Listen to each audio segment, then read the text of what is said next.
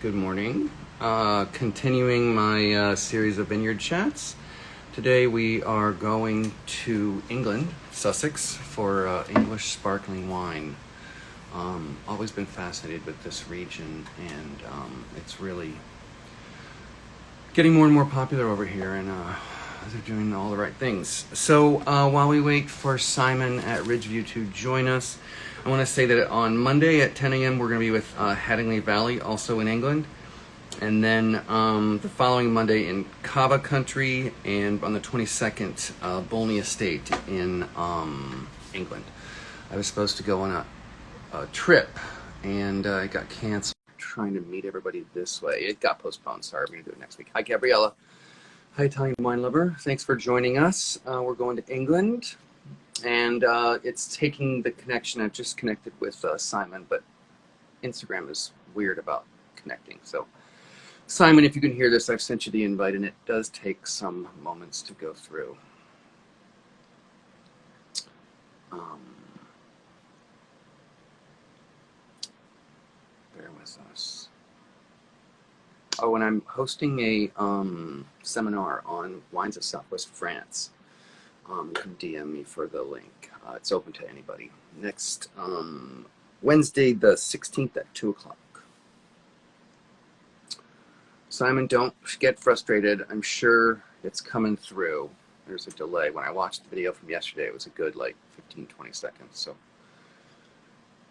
hang in there. We have a beautiful day in New York. It was kind of crummy yesterday, but I guess we earned today. Hi, Carrie.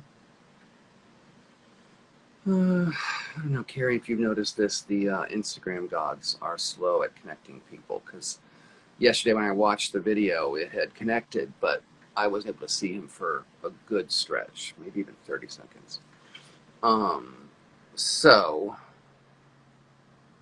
yeah. I'm going to send it again, Simon. Okay. So they're on their way.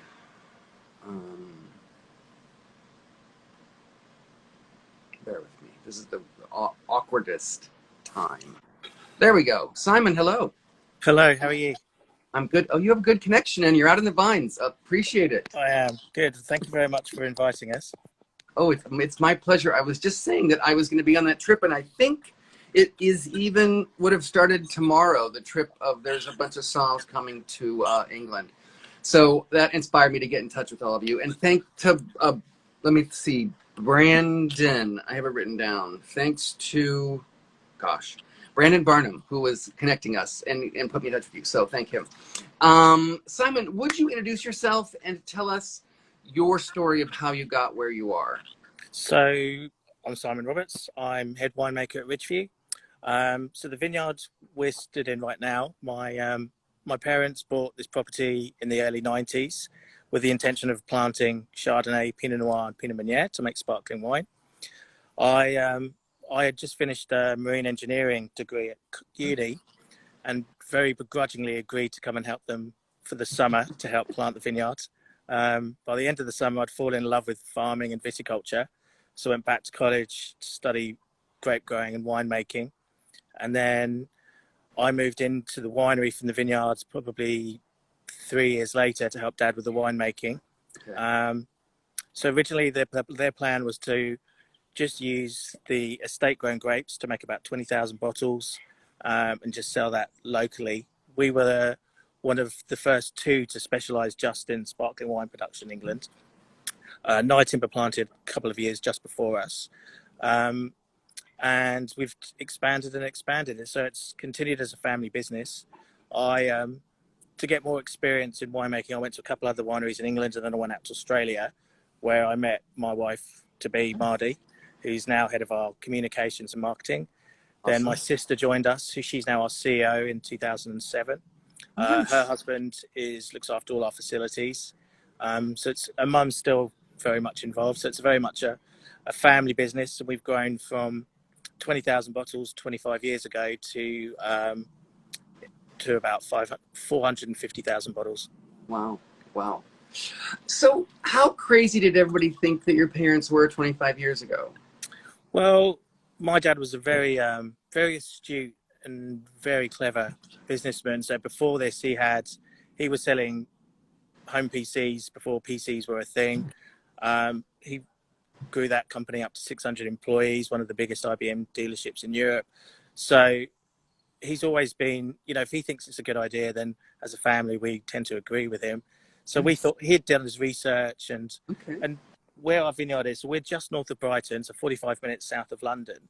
And longitudinally, we're only 60 miles north of Champagne. So the climate's very similar, the soil's very similar.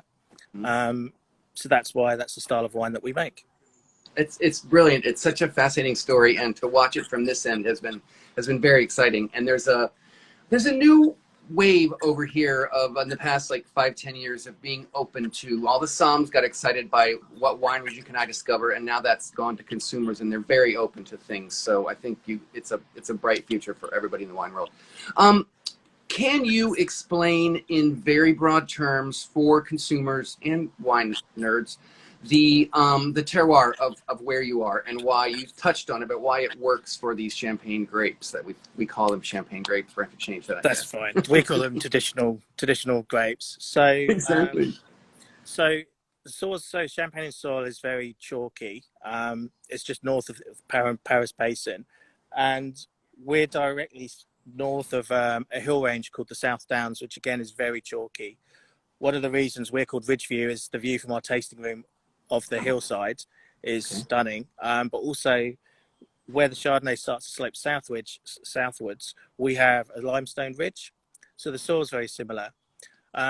What's slightly different to Champagne, but I think what makes English sparkling wine stand out is that it's a slightly cooler but a longer growing season, so we can keep that good acidity, so it gives it that freshness and that zip, but the longer season means that we get more complexity. So whereas Champagne is all about autolysis, so that lees aging on the second fermentation, our wines at Ridgeview are very much all about the fruit and the complexity that the fruit brings to the wine.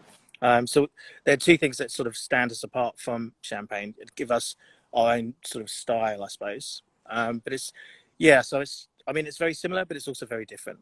Okay. Can you explain what the Paris Basin is? You mentioned that. So it's basically a big, it's almost like a big valley north of Paris, which has its own sort of microclimate. So it generally has quite cold winters, but it has warm summers. And so that's all chalk based. So when you go round sort of through Epinay and Reims or Rance, it's all on the hills, all on the chalky hillsides. And that continues under the channel over Correct. to England. Yeah. Okay. So that limestone ridge goes under the channel through Kent and into Sussex where we are. So when you see the White Cliffs of Dover, is that the same thing? Yeah, very similar. I mean, that's a fair way from here. That's probably, that's 2 hours, but right. Yeah. So we have our own, not White Cliffs of Dover, the White Cliffs of Sussex. So all around the southeast, you have all that chalk.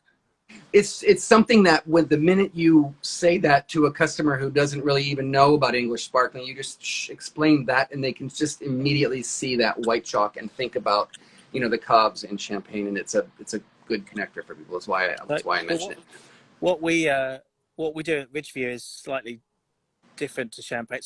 So obviously we have our own vines here, but we take fruit from all over the south of England. Okay. So East Anglia, so Suffolk and Essex are sort of northeast of here, and then we have vineyards in Kent that grow for us, Hampshire, Berkshire. So they all have very different terroir. They have very different microclimates, and it really works for us. So we keep every variety from every vineyard from every grower separate up until blending. So when we get to blend, we've got so many different. Sorry about the feedback and sirens. I'm in New York. Yeah. So we've got so many different complexities that we can then bring together for each blend. So, for example, Bloomsbury, which is our biggest blend that we make, that's the one wine that we will make every year. I mean, the 2020 blends, which we finished bottling a couple of weeks ago, I mean, that had 20 different components. In 2018, It had nearly 60 different components. So we're literally, so we're just building up layers and layers of complexity. And also, especially in a summer like this, where you've got it's very regional weather. So Sussex has had quite a challenging summer, but East Anglia's had a really good summer. So we know that we've got the ripe fruit coming in from there, which will help us with our fruit as well. Okay. You sort of started to touch on this, but can you explain, because once you open your eyes to English sparkling, it can be a little overwhelming. There's a lot of brands that are marketing fairly heavily. How do you differentiate yourself? Maybe this is your question for your wife, but the marketing of yourselves, but even stylistically, how do you guys stand out from the competition around you? So, I think firstly, because we were one of the very first, Yes. so we have that story. We're one of the few, second, and now my nephews and my son have started to work in the business. So we're one of the few third generation, because we're such a young industry. Yeah. So we have 3 generations working here. Quality of the product, I think, speaks for itself. And then also fairly recently, so very new to the States, is our rebrand. So I wondered if this would come up. So I'm not sure if this is in New York yet, but this is our new rebranding. So it's Okay. still very classic for us. Still has that sort of Art Deco inspiration that the original labels had, but it's just about getting our message and our branding and our values across. And I really think the quality of the wine and the fact that we're a family business really helps sell it. So when we have routes to market, either my sister or I am out in the state, we spend, well, obviously not the last 18 months, but, normally we'd be out, You 2 or are. 3 times during the year. And, Okay. which is in 19, I had the great pleasure of going to Waverley Inn. Oh, that's right. And That's right. it's, for us, it's, the US is a really important market for us. Yeah. We're more than happy to spend as much time as we can out there. Yeah, and we're happy to have you. What other markets are doing well? Is Canada and Asia, South America? Canada's fairly new, but so we do have a presence out there. But Scandinavia is really strong for us. Oh, okay. I think our wine really suits the food in Scandinavia, so it sits really for well. sure.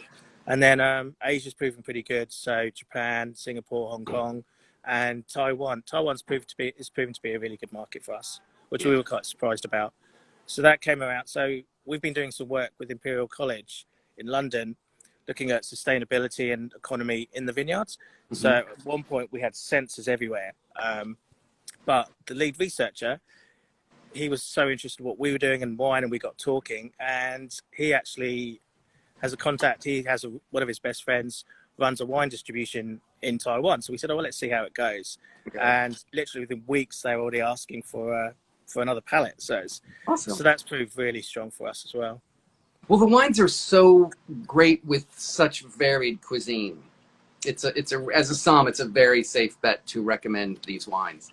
Are you in a place that you could flip the camera and show us around? Looks like the vines are pretty tall unless you're sitting down. So these are our vines. They are tall. The reason for that is we do get frosts in the spring, and so we want the vines quite high so we can obviously we can stay away from the frost, so it protects them a little bit more. Okay. And also when mum and dad were planting, they kind of thought, well, if you look at Champagne and their vines are sort of like 4 foot high, so when you're tending them and harvesting them, it's really hard work. And so they were thinking, well, we're going to be doing those ourselves, so let's make it slightly higher so it's a bit easier to work with. We don't have the constraints they have in Champagne, where they've got to fit so many vines in such a small area. So they've got to condense that planting, hence they're so close together. And because they're so close together, they have to be so low. We don't really have that restriction, so we can have a much wider row width, so then we can have more canopy, which again, because we're on that cusp of where you can commercially grow grapes, it just means we've got more canopy, so that's more sunlight harvesting to help ripen the grapes. Why you mentioned if the grapes are lower, do the vines have to be closer in Champagne than the opposite because for you want as much sunlight as possible, so because they're so low, they have to be closer together. Okay. Otherwise, you get too much shading in the morning and the afternoon. So then, at what height do your grapes hang? Like at hip height? So yeah, exactly. Yeah, hip height. Okay. Yeah. So when the pickers come through, so obviously everything's whole bunch picked. So they come through and they've just got buckets with them, and then they can just literally pick them off the vine straight into the buckets. And then literally, if you can see, this building here, that's our winery. So Oh, wow. they don't have too far to travel. Really, that's incredible. And then the height of the vine, is that also related to your longer growing season? Well, I think it helps. I mean, it's definitely. I mean, as I said, it helps harvest the sun. So we maximise the canopy.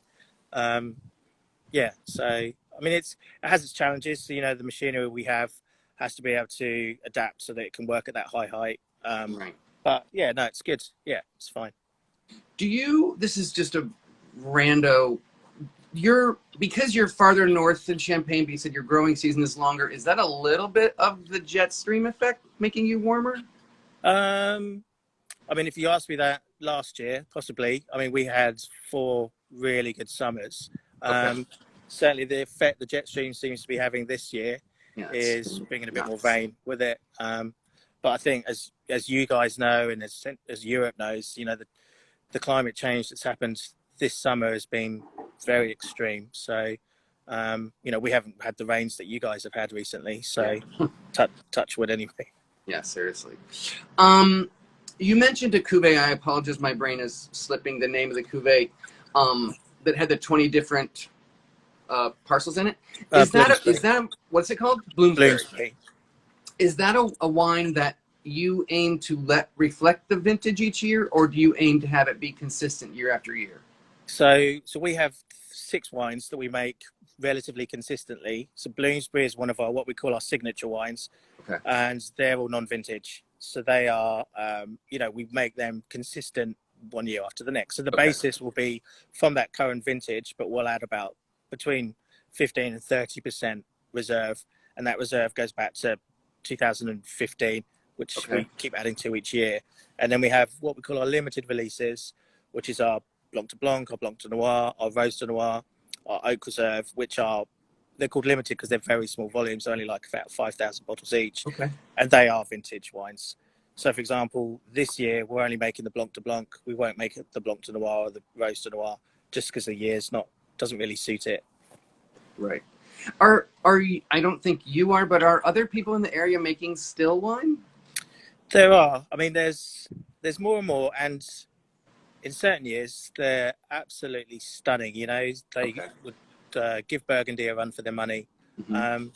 The issue is that consistency from year on year. It is challenging to make good high-end still wines every single year in the UK. So it's just something that we've always kind of shied away from. We've always wanted to make the best wine that we can from each year, and still wines just don't fit into that consistency for us. That's not to say that we won't in the future, but at the moment we don't. But yeah, no, there's certainly some, and in good years they are absolutely stunning. It's very interesting because, again, I hate to keep comparing to Champagne, but everybody can relate to it and knows it. We're starting to see some more still wine out of there. Maybe it's just in New York, and I don't know if that's climate or just needing to sell more wine. I mean, that's climate. That's, that's getting so hot. I mean, they're picking earlier and earlier.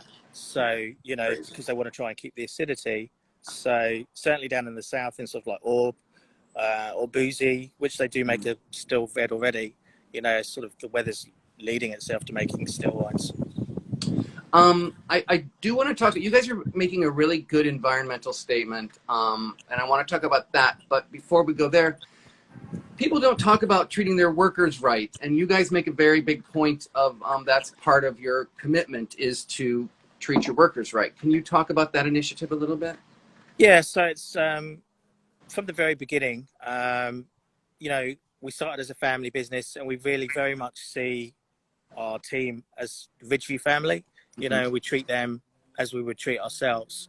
So we promote and help with if people want to work from home or flexible hours, things like that.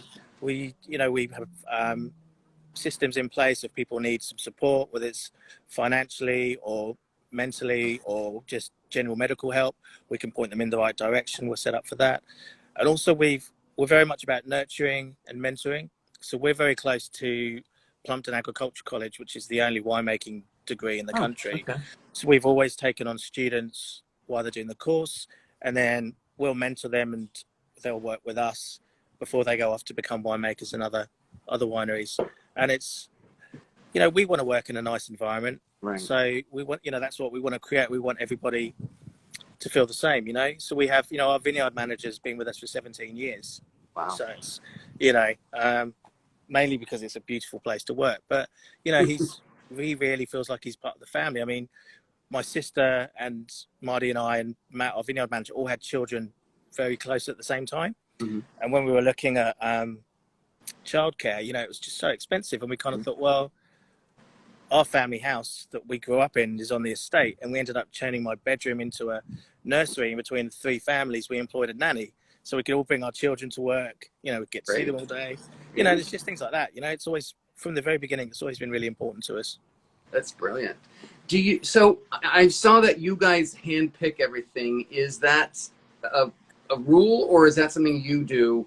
And then where do the pickers come from? Are they migrant workers like in Europe, or are they all from England? Well, do you know what? That's been the absolute bane of my life this week. So normally we have a company that helps support us with labour throughout the year, whether it's pruning or whatever. And they tend to be from Romania. And I think a combination of COVID and Brexit has meant that's just not happening this year. So we've been looking at trying to recruit locally. Mm-hmm. But this year, I think all the guys in the office are going to be coming out to help pick. So, which I think would be nice, So that's what we used to do in the beginning. Everyone got stuck in at harvest. So it's just coming full circle. But it's really been an issue. COVID's definitely not helped, but Brexit has been a real stumbling block for us. Especially in the cellar, we'll always get interns from all over Europe or from Southern Hemisphere, and that just can't happen now. So it's been a challenge for sure. Good luck with that. That's got to be hard. What about, so again, handpicked, is that a norm, or is that just you? And then are there strong appellation rules, and are they evolving more quickly than, say, Burgundy that takes years and years to change?